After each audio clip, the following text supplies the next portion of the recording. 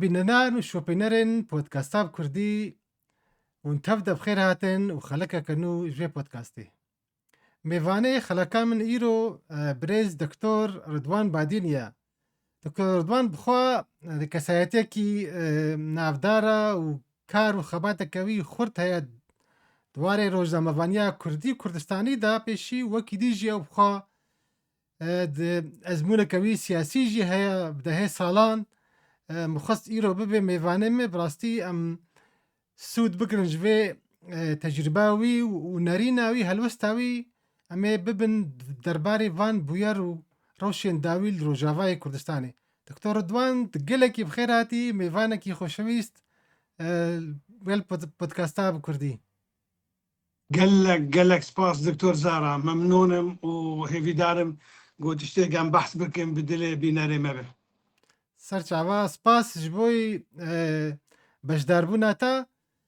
بڕاستی دکتۆر تو کەسایەتێکی ینی ڕۆژا کوردی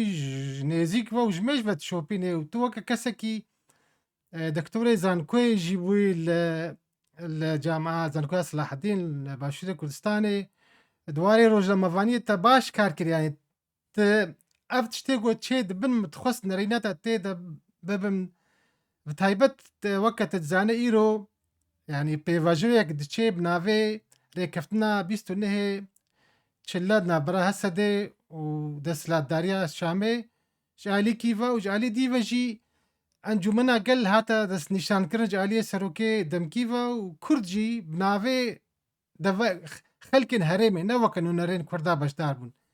lêbûye ya lêdever hîn ne arama belkî tu dizanî ev heftiya borî de ev hoz û êlên Ereba binavê konê şer konê cengê xwe amadekirin got tolekê hilên ji Kurda yanî wilo hate destnîşankirin bi nerîna te ev sedemê wên çi bûn yanî tevlû got rêkeftinekê jî heye lê medî desthilatdarê zû bi zû destwerdar nekir yanî hin alî jî dibêjin dibê belkî hin Tirkî ji alîkî veyan desthilatdar fişarê dike li ser Hesedê ser Kurda xwedina te ji bê re çawa ye دووبارە گەلک سپاس دکتۆر زارا وەکتە گۆ ئەڤەیە ئاخافتنەکە چ بێژن کەسێ هەفتوو ناز دکن و دوور وەک بێژێ متابع هەفتوو دکن وەمزانن وەک بێژێ چ قاسی دلێمە بسەر ڤیان کێشێ گۆچێ دبن لە وڵاتێمە چ قاسی وەک بێژێ ئەم دێشن بە ڤار و داوێ گۆچێ دەبن ji ber wilo jî yanî ev ez dibînim ev hevdîtina min û te yan jî ev axaftera min û te bêtir wekî tiştekî samîmî nêzîkî hevdû wek di hevala li ser tiştekî got me her dwa dêşînê hela ji xênî wek mesela got tiştekî netewî mezinê got bi hezara milyona wek me difikirin lê em wek bêjî ji nêzîk vê em terminolojiya بسيط ساده بکاربینش بۆ ئەم کاربن وەک بێژێ ئێگۆ مەدنەرن ئێگۆ ناسمە بێتر وەک پێش مەفێن بکەم تبینە حقیقەتێ ڕەوشێک گەلێک نەزەلال ڕەوشێک تێک شوویش هەموو ئالیە خۆن کوردان تشتێکی وەک بێژێ بدەست نەخستن نەکردن قانون نەکردن زاگۆن یعنی ئەو شتێک معنەوی گۆ کووردا هەبوو شارێوان دیژی داعش کەم زێدە قالك ولاتين أوروبي فيش قريا وان كرن يعني قوات درت فرنسا وقت زان فرنسا مثل بريطانيا يعني أوي قلت جهين قالت بيجي أذكر جو برك كسك ما ناصرت كل بوي هاوي وقت بيجي وقت خدي كشيء كروا لي بيشي وقت بيجي كرداش بو دنيا قشي شر خرابترين تنظيم ديجي بشريتي قشي داعش وأخواتها وقت بيجي إيش بو فانا پێمە سەرمایانێکمە چێکرد لێ ئەو سەرمایان نەبوو زەکۆن نەبوو یعنی تشتێکی دەستکەوتێکی یاسایی دائمی ئەم بێژم ثابت ئیش بەرولۆ مخابن يعني جار هي آنها يعني جدبر ورمشة ما بدقر وقت بري شر داعش إذا دفرد شيء لازم براسي قرك أم آنها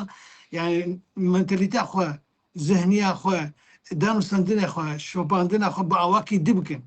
نما فيدتك والله امتني وان شي قوم كر ام بيجن بين قوسين سلماني ما بن بفروشن دوي بله جنفر ام دوسو حوالي شياو وقت بسولاني بيجي مهم. وقت بيجي حاضرن دستي خبدن دستي ما يجبو قناها ابا بي نه اجي بله ابانا جي قال لك شاد خوازي حاضريا مجيرتنا دانو سندني ما خوب خوش هفدور نو قاسي لاستك باش ام بله بخون حتى انها وك تشتي برن جت يعني تاف حمو تشتي جو مثلا بي دي وبرنها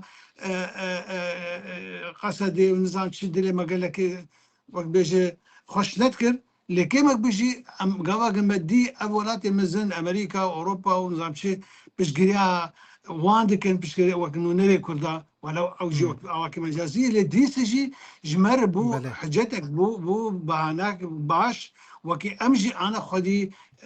بشتن خدي دوستن يعني بري كرداجي وغير كرداجي زانيبون جغيني تشيا بي كسك بكردار الراس نية دوست بله نية إذا أبانا قشتك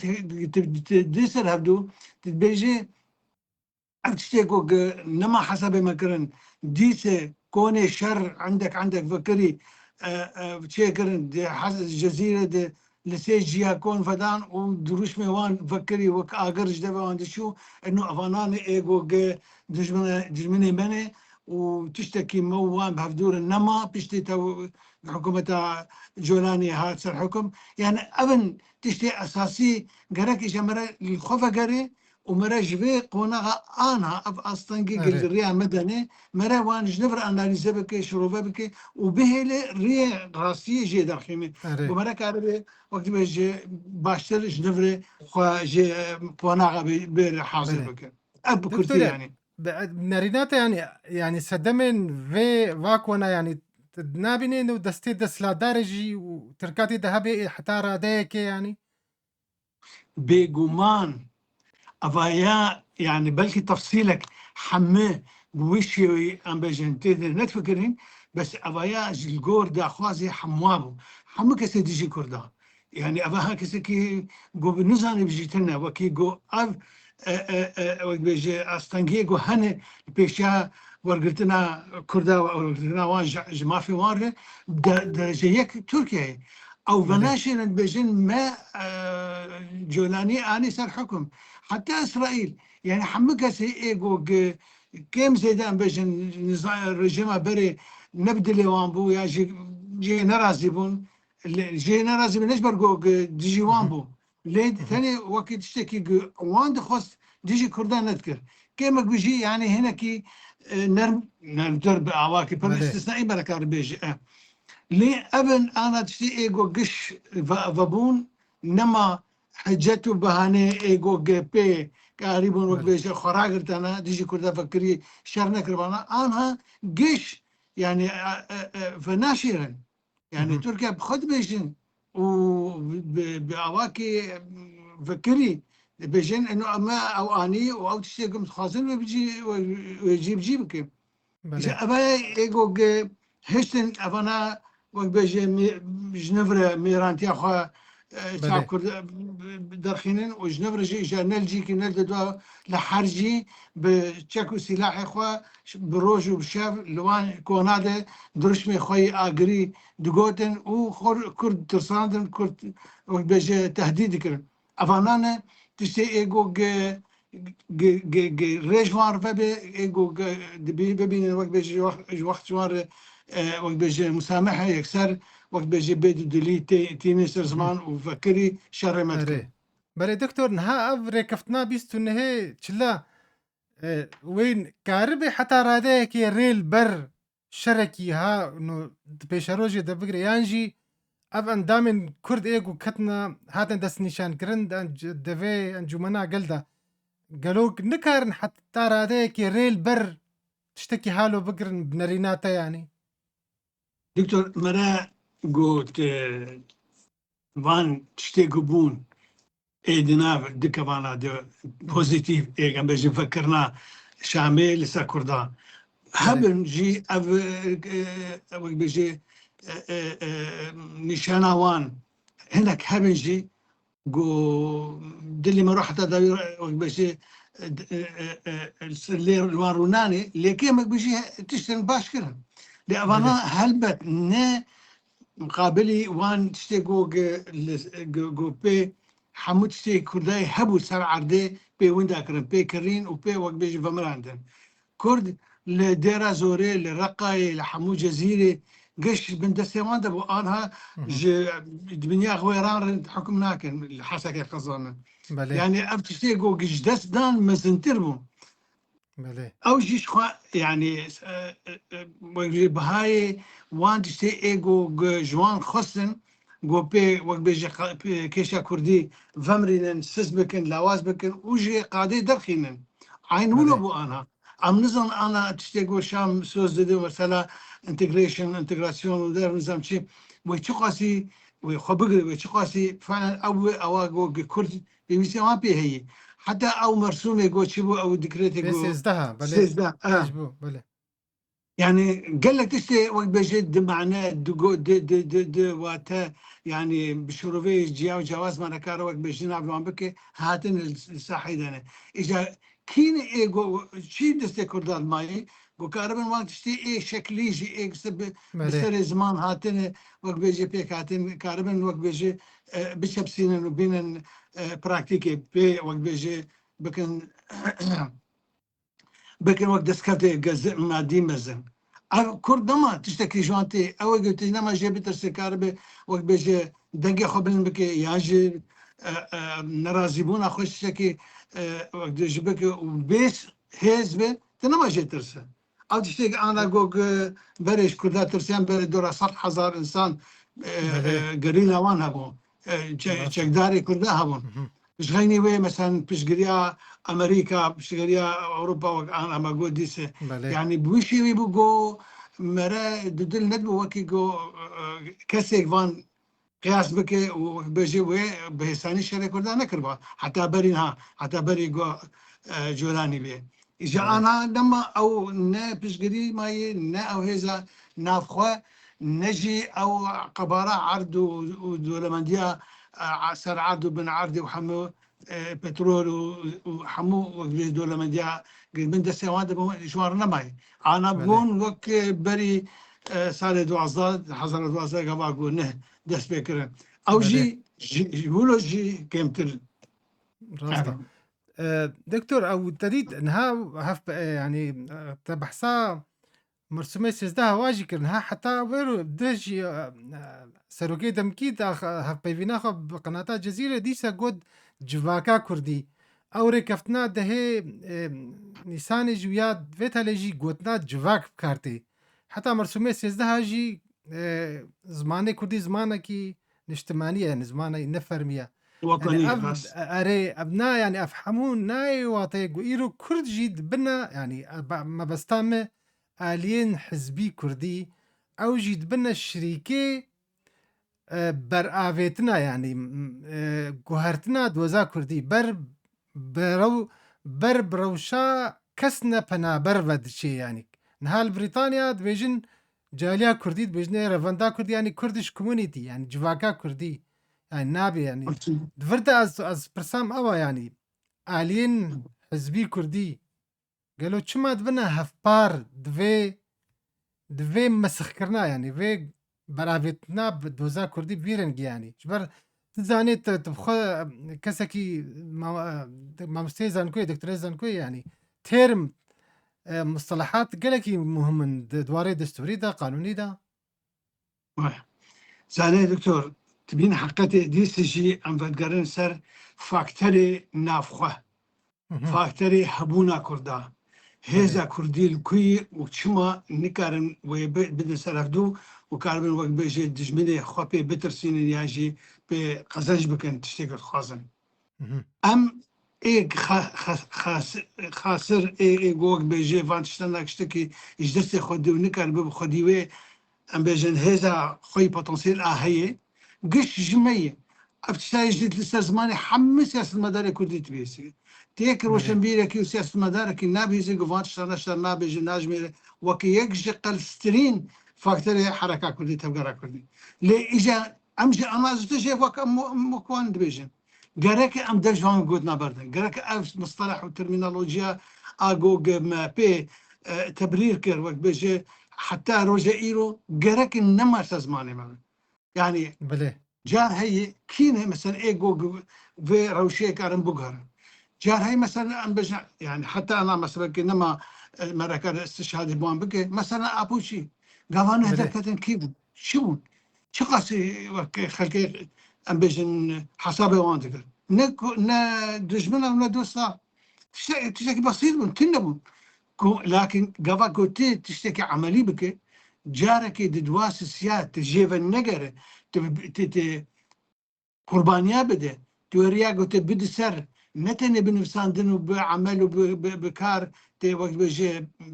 بين ميداني تيخ ميداني قالك تو جير حاضر حتى داوي وقيصر لازم بقربانيا بده حتى او فكره اقو لازم تجيب جيبك بري هذا الشيء ام بيجن ام شو قاسي كارن ودول شيء كده مثلا هاجر دو شرع جولاني بمتصر متوركي هات كي او ناس بله ذكر كي شي متوركي البش كي صار هاتي يعني ل او سياستها جوكر او سياستها جوش دور فيجي فان حمو قصي بوند دار هندر ودار فمزامشي ايجو اسد عاجز بون جميل بون د امبجن معارضه دبون همو ليه خدي دركتن هموان بيش قال بي قلت كي جوي بخازن مسألة إنه أبد كرد حتى أنها أو قافا عملي أو قب قوتنا بصدان روشنبير وسياسة المداري من الحرد اللي بيجي صار حمو قناة حمو بسوسي أبيجن إيه إنترنتي تدبي كيف تقد بيجن أم نسر هبن خلق أخذ مدبين مكارم بله بزي بهستاني ما إباشي أوي قوة بويتشي دي بيجي كسكيت راشتي ام بيجن وقت بيجي وان دروش وان ترمينولوجيا وان بله كريه قلتي خلاص ما دام قلت جيرو بيبي ازي قاف بقاف بر بفان المان جدهر حتى نبي براكتيك كسك نا حسابي تدكي نجي كس بالسبا وردك ونكشي دي بيتك وتوان تشتي قصة تدي تبيني بيجي جيبك ما ي كسي خدي قلتني خدر كيفن كسي جو نه وقت بيجي تاني دل خشية وتشتي تيوريك بيجن وبيجو قابك تانيش عملي بابش كار لازمه او كاري قلتي اثبات بكش حمو كسي قلت لنا تماشتك وبيسي ابي بتاعي بوان قلت تبوان وان هلو وي هلو ساته قلت بكاري جيبك اما دبك حمو شي جوان شتتي خسن جو وان تشتت بيجي كاربي تخا سر عبدي سر زميني ابو بله دكتور اواكي دكتور انها تديت يعني ام بيجن نبيجن واقعك هي يعني فاكت هنا او فاكت او جيرو افتف قرا كردي هي يعني راس تحمود بيجي نسر هبه بكز جوانا قافا كيجينا افيجي جو نزيكي هبن يعني امي هما ام دور ناچن يعني اور کنفرانسي 26 نيسان يا سالا شوي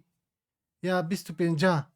معنا أبنائي يعني جارا يا هري جو كرد حمو تفلو حمو يعني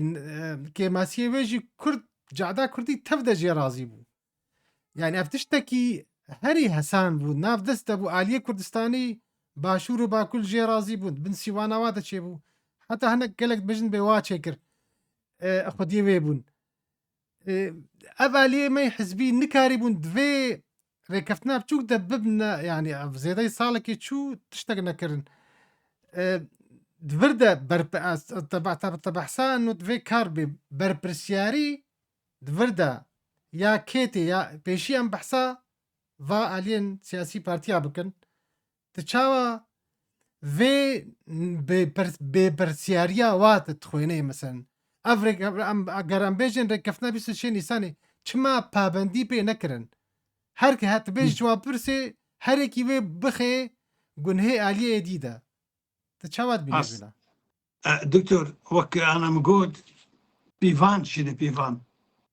ما دامي وك قلت لك عربي هي الشجاع محبب حتى إلى من يحاربه belê راسجو وقهرمان أون إيجو حتى أو كسي قد دجمني وينه يعني دجمنتي ويش دكن ليش ناف دل خد بخو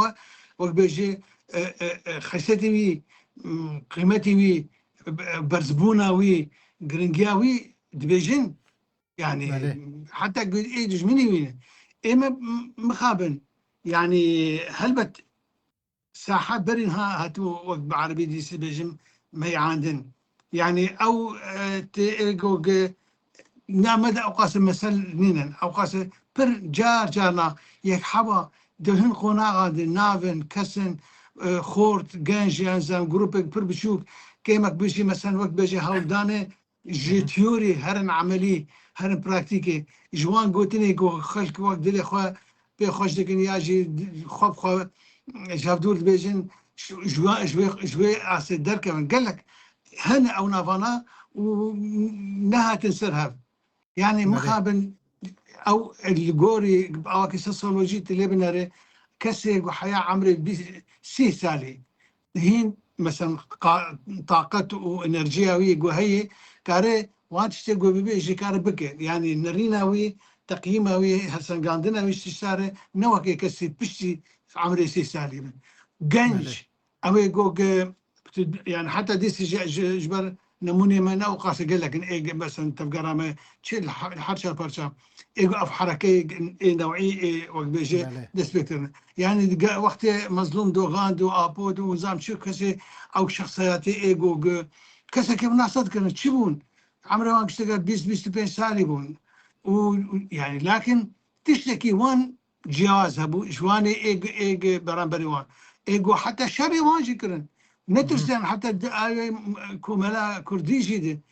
بيتر مثلا او كسي اختيار اخويا عن كسي خدي عمل وكسي خدي عم بيجن ناف وناف كمالي دي المجتمع ده هتبقوا ناس يعني قبل قلت وانت انا بدي برشا اخو تجي باوريته حتى داوي هبه تقانع وكي قبل تاني كار تابقيني وان امان جته وجاتنك معنا خو قلت لك اشتمي جي خد بينا ديس بله از بيجم يعني اوي قوتني خو بك كار نابد بركمان ديس نه ديس شو كرمانجي ديس بيجن دب ولو قلت لك هي حمد باش بله تفاصيل نبيرة من دب نا جي هسن نا جي هسن نعم المهم دور جزلامان او كسي ناقا كي نبدي باش نبيش نباش تسيك واهي جهسن قلم تراش وج ملكان اش وجميران او قابا كي ندي بيش ندي باش يعني او قوت فناقر جي أري أري ولي تشيكا كردي قال لك بله جي خدي جهسن جهسن قلم تراش او يقول بحسن بله حسن بيد يعني بولاس جهسن بله قلم تراش ج جملكان عاش تم السود وبركات هاي بيتر وجميران اوي نقابة ندد بيش ندد باش جي ابجي ايمي هاجر اوي يقولوا هبن جروبك بتشوف بشخصك خشمي بك النمونش خوري وتشتن دركبن هاجرنا يك ددو سي وي يعني او دري فبه دري خيري بله دري اذا دفرد نه جي اما حالة حاصل ام احتداء اما وك كولتور بتشتكي له ام بيجن رسن حتى داوي أها راست ودرست وقنيات بيتي تنه إيه بله جو تشتاق بيجن يعني بثقافتها عربية بثقافتها أفيجو أم جوان علمينا بله شيء السرنزمية أم جوان علمينا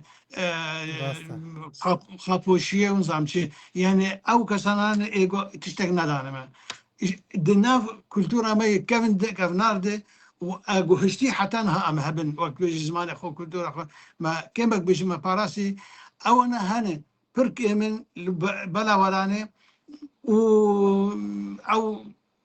شانس جبرت شي نبي اما ببين ده وقت خود عمري خود بله دكتور الراسته براستي يعني مروفش بيرنكي يعني أو فاكتور هو كاري ناف دولتي قالكي جرينجا جي بيجمان إيه ناف خوي جرينترجي لي يعني يكي وكا جولاني ندبو الشرع جو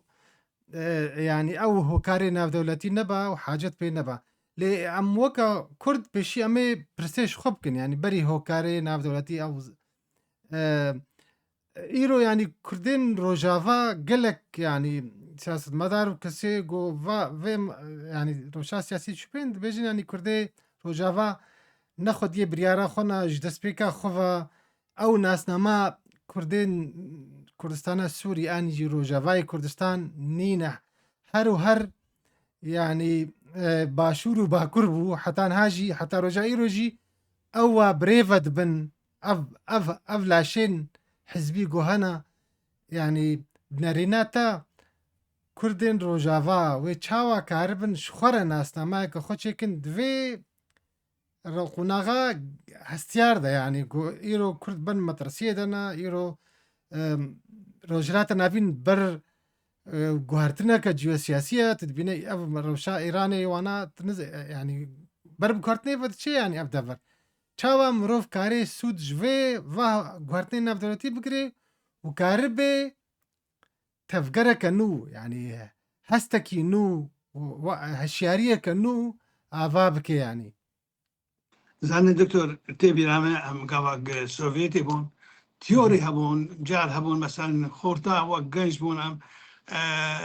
طلبي زانكو بون يعني ما اوش خوري وك شو بيجن قفتو قوبون ناب خوف هذا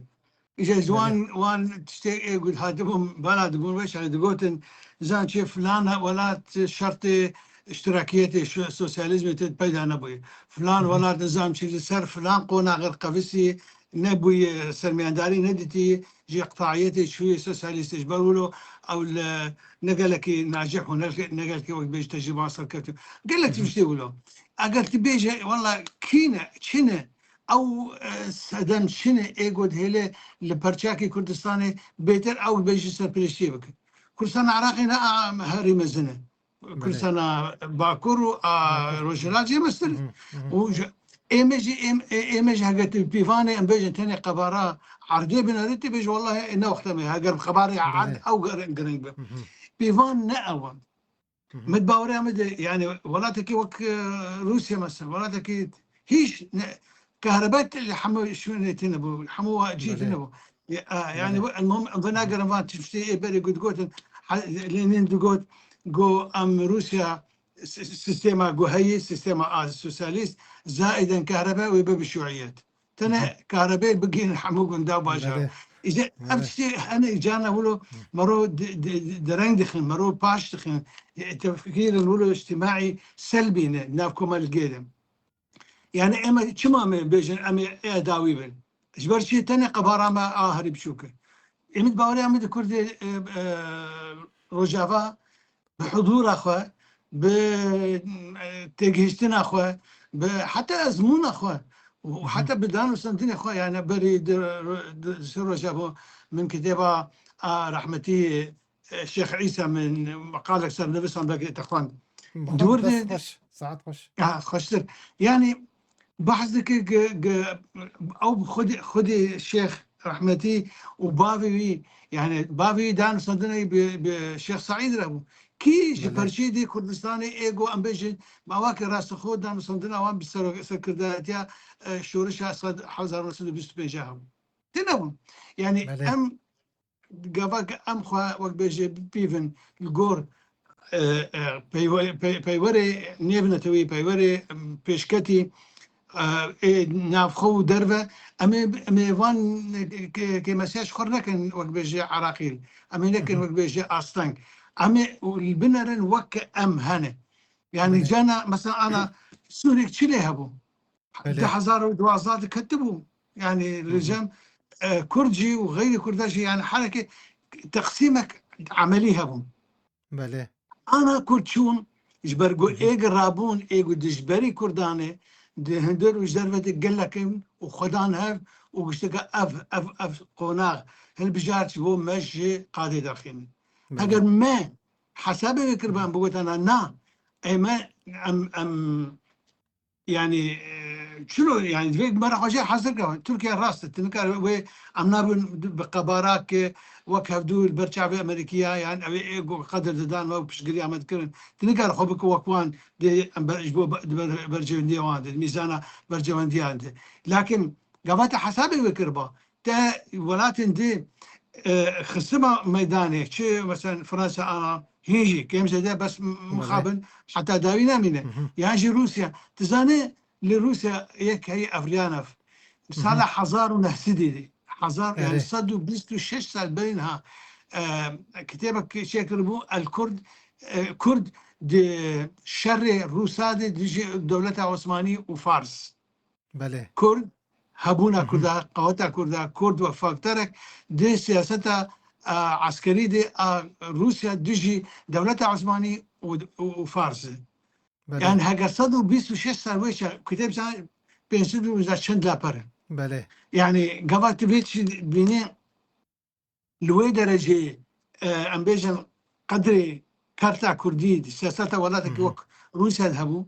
لكن ايه انا كارب بده بي وي سياسة هني هول بده نوه بك خرد بك هبال بندي وي سياسة ببينن قبل وي دجنبر ام بيجن زانبن وكاربن يعني انا قلت كارتا روسيا حتى ايرو دي بله. خرابتني قونا سياسة روسيا دي كارتا كردي قد سما سوان نهدي لاني مهم. تم لسر مثلا جبر تشكي دي وكوي في داي سياسة وان خارجية كردي يعني مروف إيرو مروف تركيا كرد كارن بكار بين يعني درفت هي إنه بروسارة جور ندينا تا. مشكلة نتشتي قدي ديتن دمعي دي مقياس إيرو دي بله. بيوري إيرو دي قبا قوتت بيني دي حمقونا غاندي تم دي الأمبيشن لجنة مركزية دي حتى عهد قيصري دي كسي بلند كدي خدي رتبة بلند جا مهم. عسكر وجي سياسة مداري وان مجهول من بكيشا كردي وقت ما قلت يعني أو تشكي وان شي وان هاي دي تركيا يعني شو عثمانية بله. بري حش بله. جارة شر مزن بهدول مهم. كله حش مهم. جارة يعني مهم. ولا تسينور دارن كيشيوان قال لك مزنة فارس جيولو يعني حتى انا بله. مثلا طاجيكستان وزمان جيني ده هنا جو ايراني قبا لسر خبن قواتهم هزوان سروان باعتراف بيناكن جو ابا وقت بيجي جي برجواندي روساي بريت بارتشيكي بوج روسيا يعني او جو اي جوان شيد كرن در جوان شيد كرن كش جوان شيد كرن او حد ولاد بون وتجاريجي روسا نكريون بي بله. كرتا كردي كارجريا مهم. وان هبا باندورا وان هبا لسر سياسة ما حد دولة مزن ده عالم بله. يجي دولة الناب تشوك بون بريجي ونهاجي إيش برو أنت بيوري ما قلنا بأواكع علمية راست استقينا نين وقت بيجي ميداني دبنت نكره وقت بيجي قافي خبا بيجي نجي حاضر بكش بقونا غير وهي ترجي سياسة مداري ما كيبون يعني مخابن بله. المهم قالك جوان دوسي من الأزنا يعني شري هيش كسي ناكن بس أزوان نابينم أوجي خو نابينن يعني قبل قلت زمانك أوروبي نزانه قبل قلت قال لك بله. جوان مثلا حموش يعني أخو جدار في سوريا نديتن إيش بله. تشي هي بيا جوان بكي نزانن يعني مخيلة وانده نزانن كاتش ديا تشرو تشي بس فلان ولا تشي بله. وارد راسته. وانه تشي قوة وانه هيزا وانه او مهم. سياسة وانه دربة شوي يعني تيكي بيجي أنا جوان مش سياسة مدار مي إيه فانا هنا بله. تبيش كاجمل بيش حمو نافي أحزاب فرنسي بيش إيد برلمان إذن أنا جمارة وان قبارة وان حر بله. حزبك بارتي چند